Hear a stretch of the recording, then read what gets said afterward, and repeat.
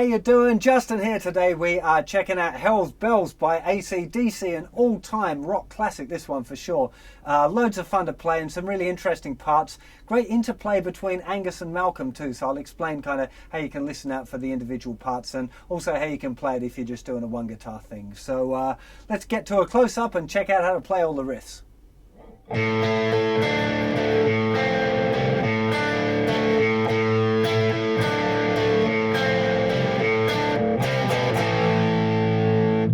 So that is riff 1. So we're going to start off here with our first finger in the 7th fret of the 4th string and your little finger or your 3rd finger if you preferred in the 9th fret of the 3rd string. And what we're doing, we're going to be playing the open A, then the 3rd string, 4th string, then we lift off our little finger and make a little bar with the 1st finger and play 3rd string, 4th string, open.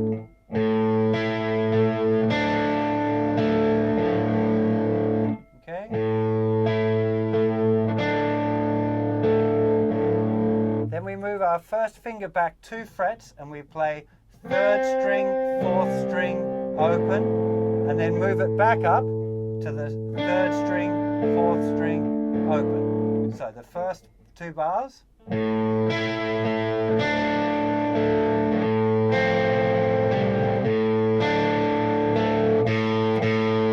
we play that A twice at the end. So one more time.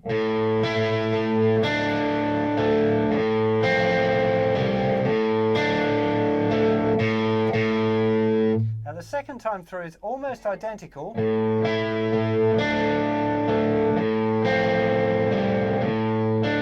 except the second time through, I'm using my little finger on the 7th fret of the 3rd string rather than moving my hand back up, because after we've played that note, we're moving to a C power chord, just a little 2-note one, 3rd fret and 5th fret. Again, I'm using 1st and 4th finger, because in a second, 1st finger is going to move back a fret. So if you're using 1st and 3rd, it gets a little bit stretchy.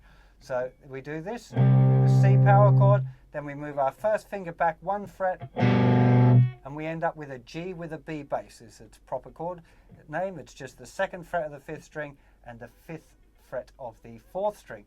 And then we're going to play that open A again and start the riff. So just that second time.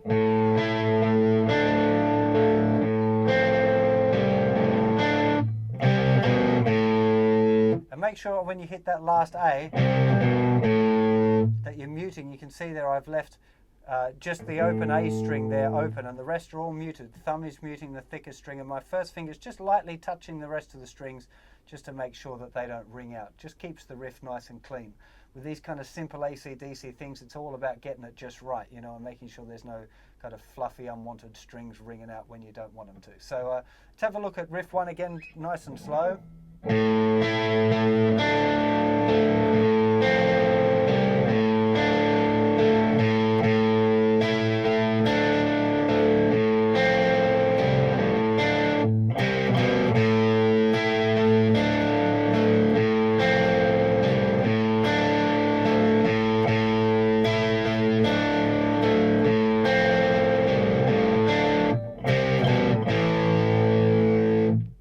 Down picks that I'm using for that whole thing. You know, you could use alternate picking if you want, but down picks is definitely the right feeling for that.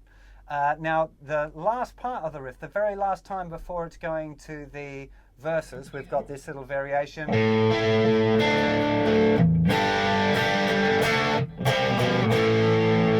So it just starts the same. But when we've hit that open string, we can travel down to a G, kind of an AC/DC G, which is like a regular 4-finger G, but lift off the 1st finger and mute that 5th string.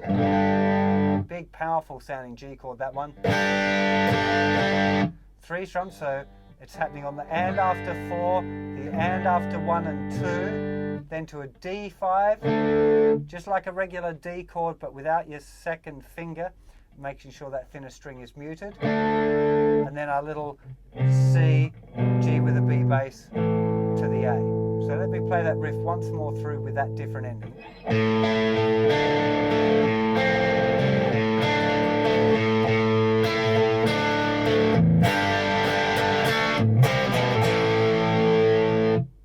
Okay, just give it some, keep it clean. That's the big deal with this stuff, is really, you know, keeping it tight. So now into the verses and the next riff. Now it's very much a 2-guitar riff, this one, and if you listen to the individual speakers on the original recording, you can hear Malcolm's part and Angus's part pretty clearly. So the first one, Angus's part, would be this.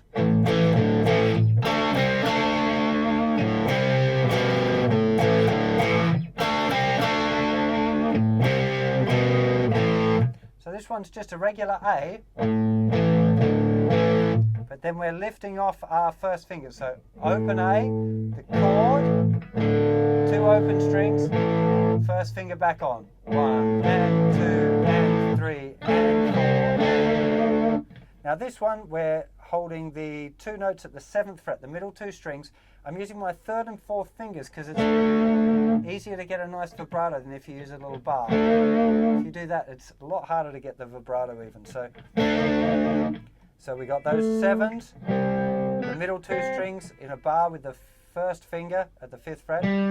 Then they go back down, and then we've got open A string, and then the little climb down, the C, G with a B bass. So Malcolm's part.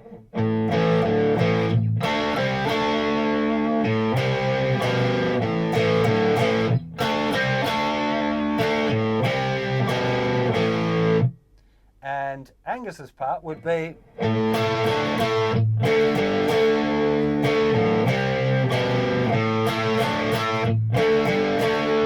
So this one is starting much as the riff 1 was. So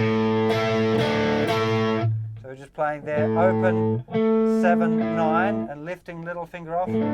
So it's 7, 2 7s, and back down again. 1 and 2 and 3 and 4 and this one's just a little D power chord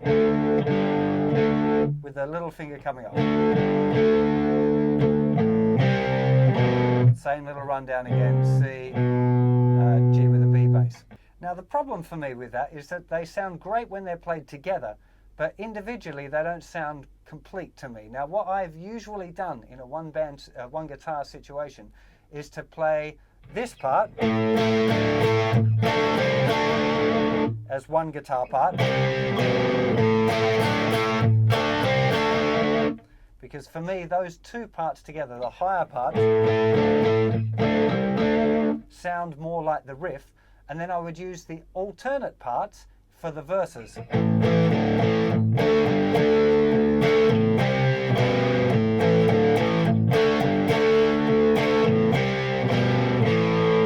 So that way you kind of got something different going on in the kind of the riffy bits and when the vocals come in. So you might want to check that as well. As I said, you know, when you've got the 2 guitar parts happening together, it sounds really full, almost like one guitar part, but on its own sounds a little bit odd. So you might want to check that out. So just use the high ones or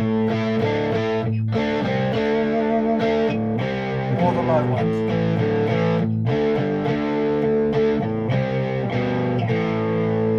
Really up to you whether you want to, which ones you want to do of those. Now, as well as there's one more riff actually to show you, which is this.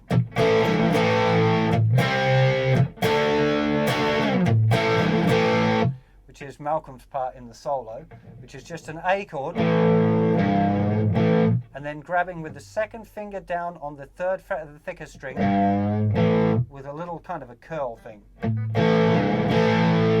To C, to D, 1 and 2 and 3, 4 and 1, 2 and 3, 4, 1 and 2 and 3, 4 and 1, 2 and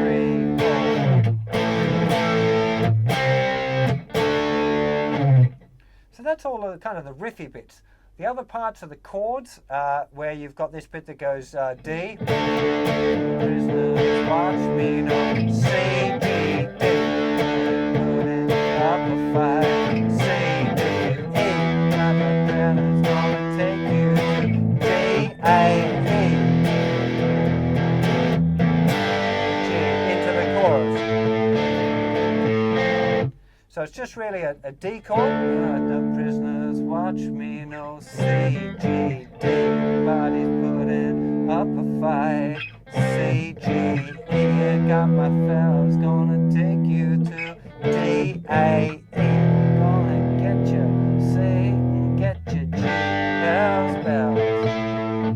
rhythm for that is just pump it along.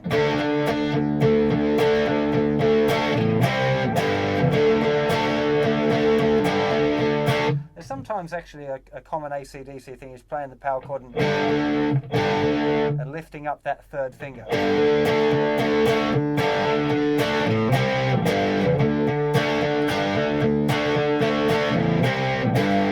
So you might want to check that out as well. I think Malcolm is playing the D chord actually open. When I've seen some vids of him, he's doing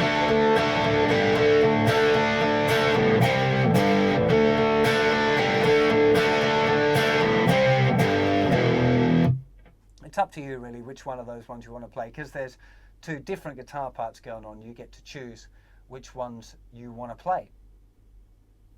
Playing along with the original recording for this one is loads of fun. It's got great groove and it's so solid, and that's kind of what AC/DC is all about. You know, we've got Angus's flashy stuff, but it's the solid bass that's laid down by the rhythm section that really makes it rock so hard, you know. So you definitely want to be paying a lot of attention to the rhythm and playing along with the original recording and picking up what we call a time feel, you know, because it's not kind of mathematical music. It's not, even though the rhythm should be perfectly even eighth notes, computers don't do it right, you know. It's not that mathematical. It's got to have soul, you know. And by playing along with the original one a lot and trying to pick that up, you know, that's where you'll find the right way to do it, more than just kind of playing on your own. So practicing along with the record is definitely the way to go.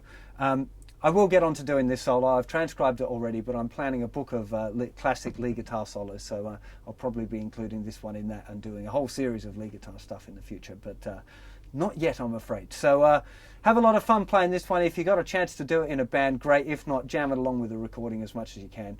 And I'll see you for loads more lessons very soon. Take care of yourselves. Bye-bye.